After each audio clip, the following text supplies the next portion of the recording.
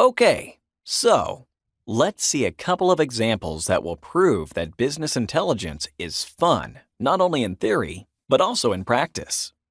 Did you know BI can be used for price optimization? Hotels use price optimization very effectively.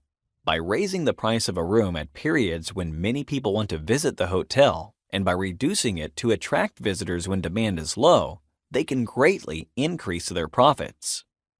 In order to competently apply such a strategy, they must extract the relevant information in real time and compare it with historicals.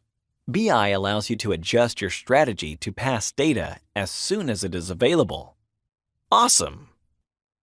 Another application of business intelligence is enhancing inventory management.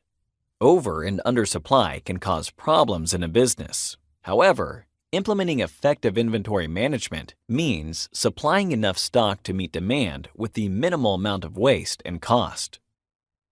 To do this well, you can perform an in-depth analysis of past sales transactions for the purpose of identifying seasonality patterns and the times of the year with the highest sales.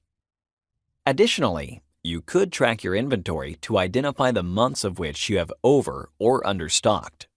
A detailed analysis can even pinpoint the day or time of day where the need for a good is highest.